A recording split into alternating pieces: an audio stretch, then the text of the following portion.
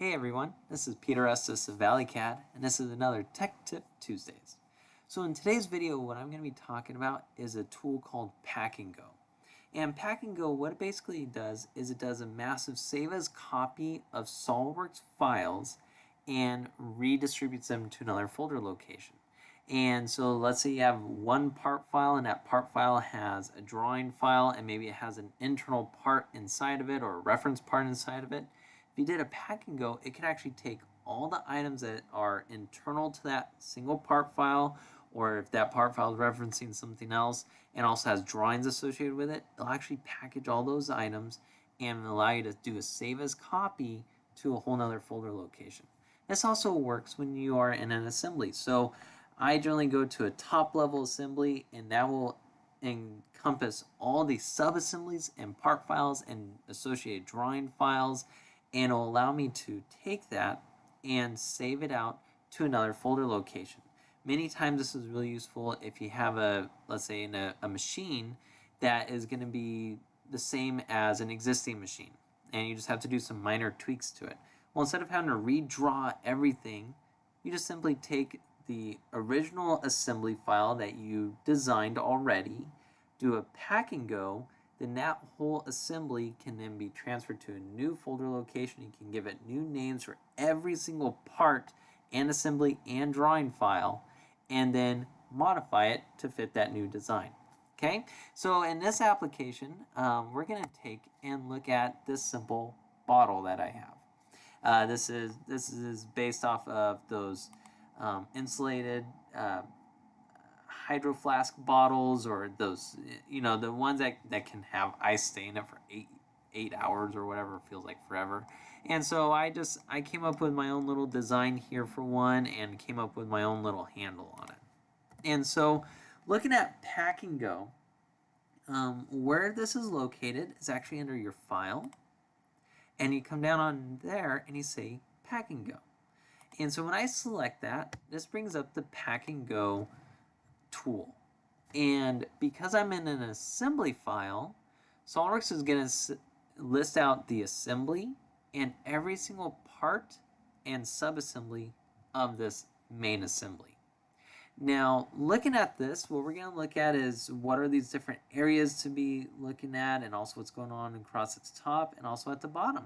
So starting at the very top, what you have here are a list of checkboxes that you can include into this Pack and Go.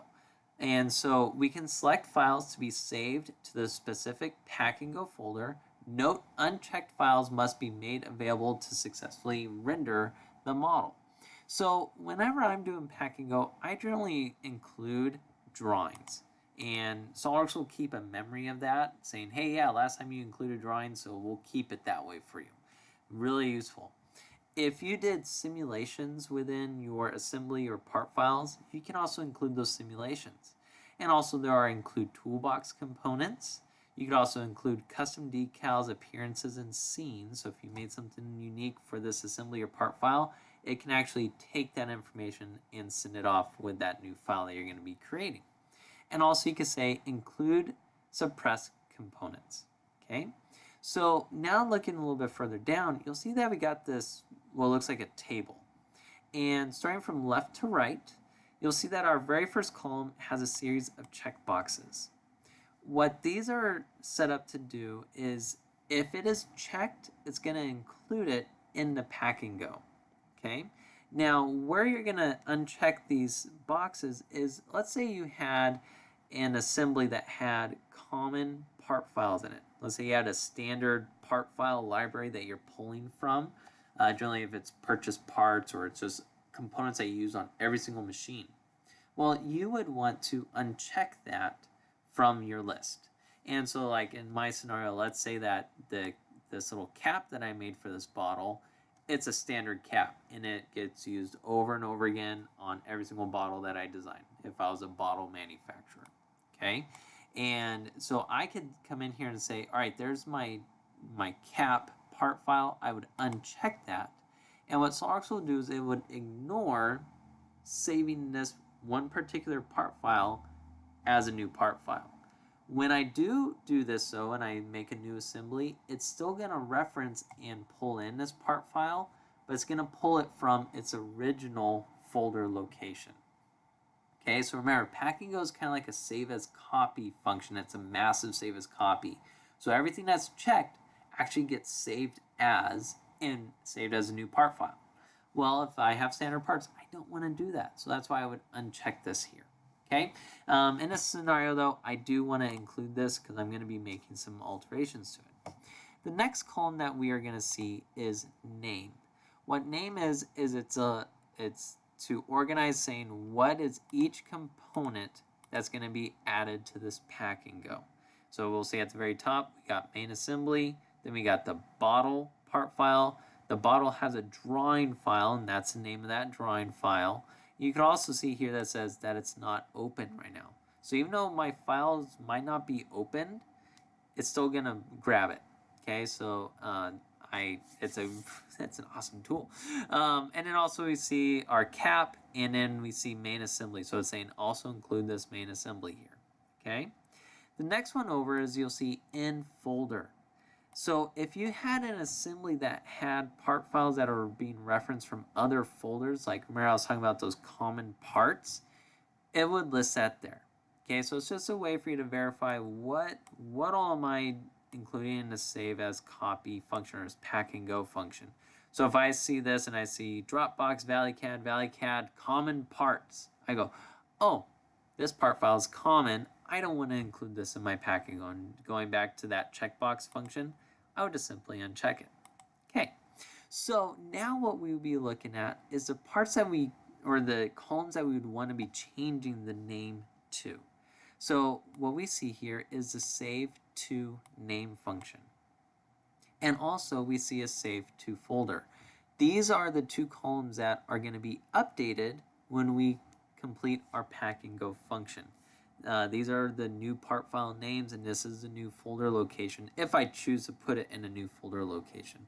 Generally, that's what I do every time. So that's why I'm just assuming that's what's going to happen here. So the save to file name. Now I could simply come in here and double click on each cell and customize the name as I see fit. Now I could do that, but I'd rather come in and I would rather rename all of them at once. And so if we look a little bit further down on our screen, we'll see down in this bottom area, and it has add prefix and add a suffix. Well, a prefix will add text before the file name, and an add suffix will add text post the file name. And so in this application, that's actually what I want to do. So I'm going to do underscore, and I'm going to actually call this out as rev1. Like so. And then from there, all I'm going to have to do is just come up here and just click on one of those cells, and you'll see that they all turn to a green colored text. That green colored text is saying, hey, these files are updated. This is what these are the new names of these files when you complete your pack and go. Awesome. So I am taking all my original files. I want to do a save as copy, and I want to append in the suffix underscore rev1. So it's continuing on giving my unique file name. And rev1 is a good scenario for this because I'm saying, hey, here's my preliminary design of this bottle. This is how I want it to look. But I might want to test out some other concepts with this. I don't want to mess up my original one, my original files. So I'm going to do a pack and go, and I'll give every file name a rev1 name. That way I know it's totally new and unique, and it's organized. And I could do that again and call out rev2, rev3, depending on how many revisions I have to do. Okay? Now, after I do that, I want to specify where do I want to save these new files. And we'll see that this column is right here. Now, once again, I could double click on this and give it a unique folder location if I'd like to, or I could do it all at once. And where this is taken care of is actually right here, the save to folder. And right now it's set up to go to my ValleyCAD, recordings, TechTip Tuesday, TTT-pack and go. Well, I want to come in here and I want to say, I want pack and go, but I want to add a secondary folder, and we'll just call it TTT dash pack and go underscore rev1. This is going to be making a new folder when I complete my pack and go function. Now, if you had a pre-designated folder that you made outside of this, or you're just not comfortable typing in that because you might forget the backspace or something like that, it happens. You can also click on this browse button. What browse will do is it'll bring up a new Windows Explorer for you. You can navigate to the location that you want. So let's say I go to ValleyCAD Recordings. Here's my TechTip Tuesdays folder, TTT Pack and Go, and I could create that new folder in here and say select folder, or I could just say, hey, I want to save this to my Pack and Go folder itself, okay? So I could do that, but I'm not going to in this instance. Now, the other cool thing about Pack and Go is I can actually save out all of my files to a zip file. And what's really useful about this is I can now use this to archive old assemblies and files, or I could package them all up so I could send it off to someone else to finish making it. Like if I outsource to another company saying, hey, here's all the files I need. You're the manufacturing company. Please reference all these files, make the parts for us, okay? In this scenario right now, I'm going to do save to folder, and I want to call it pack and go underscore rev1. Now, from there, we'll see that everything shows properly on my save to folder column now, okay? You'll see next that we'll have a size column. All this is saying is how big is each of these files. So the 370 kilobytes, that is referencing my main assembly. My main assembly is 370 kilobytes large, okay? And so that's what this whole column is calling out for. The type column is specifying what type of SOLIDWORKS file is this that's being packaged, okay? And then the very last column is when was this file last modified, okay? So that's what these different columns are specifying, and this is what they do. Majority of the time, you're going to be coming in and you'll be altering the save to name, save to folder, and also if you want to include them in your pack and go function. Okay, so once I'm done with that, I'll just simply click save. Okay, I just did a pack and go. Now let's see if it actually worked or not. All right, so I saved it to a certain location, and it was under my ValleyCAD, and I saved it to ValleyCAD Recordings. It's under my TechTip Tuesday folder, TTT Pack and Go. Hey, look, there's that new folder, Pack and Go Rev1. Now, here's a moment of truth. Did all my part files and assembly, like all my SOLIDWORKS files, did they get updated with that underscore Rev1 name? Hey, looks like they did. Awesome. So now let's open it up and let's see how we did. So let's open up the file for me. Hey, it looks like it worked for me. And so now as we look at our design tree, you'll see that it says Rev1 for every single part file. And also shows that in my assembly. Awesome. So let's go ahead and save this. And let's say, all right, my new concept, I want this bottle to actually be shorter. So let's say instead of 9.5, I want this to be 7 inches tall. Do Control Q on that, update it. Now, is this going to affect my original file? Well, let's see.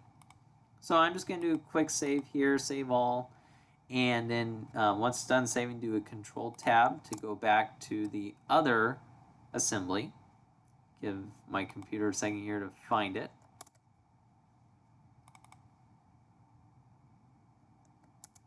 There we go. So here we are back at my main assembly, the original, and we'll see that still says 9.5 on there. Awesome. Now, remember, I had a drawing associated with the bottle, right? So I'm going to come up here to my quick pull out to say open drawing. And we'll see that on my drawing it says 9.5. Cool, everything looks good there. Now, when I did my pack and go, I included this drawing to be in that new file set of Rev1. Okay, so let's go back to my Rev1 assembly. I was just pushing Control Tab to switch to it. Let's select this bottle and say, let's open that drawing. Now keep in mind, I shortened this bottle to 7 inches. Hey, look at that. So I didn't have to come in and redraw my drawing. It's all there for me. And it got updated automatically because this is referencing my new file set. Pretty awesome. Okay, so let's say, all right, Pack and Go Rev 1 went great, but I need to modify this again. I'm happy with this, but my client is saying, I want to see another one where the bottle is a certain size and I want the cap to be different. Okay, not a big deal. I don't want to mess this one up, so I'm going to come up here, File, and I'll do Pack and Go again. And you'll see I got all the same information here. This time what I want to do is I want to update this to be, instead of being called Rev 1 and my saved to folder location, I want to call it to Rev 2. Now, I already have a suffix added to my file names here. It says Rev 1 on it. I want to go in and I want to replace everything that says Rev 1 and replace it with Rev 2. Now, once again, I could come in here and double click on each one and change it that way if I wanted to. But, you know, if I have an assembly that has 500 parts in it, that's a lot of double clicking. I would rather come in and do that in one function. And that's where SOLIDWORKS in their Pack and Go tool has a select and replace button. So if I click this, I could tell SOLIDWORKS to look for underscore Rev 1, and I want to replace it with underscore Rev 2. Now that I have that, I'll say replace all.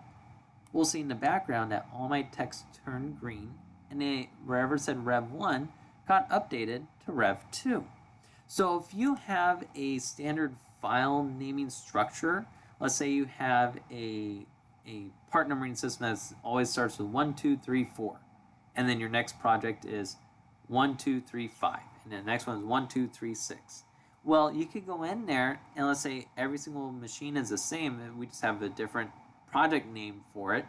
You do Pack and Go and you say, okay, I want to look for 1, 2, 3, 4. And I want to replace 1, 2, 3, 4 with 1, 2, 3, 5. Something like that. So that's where this select and replace is extremely useful, and creating a standardized numbering system within SOLIDWORKS also points to this as well. Okay, so now that I have that, I'll click save again. Now that I saved it, let's see if it worked. So I'll come up here to open, and let's see if I have a Rev 2.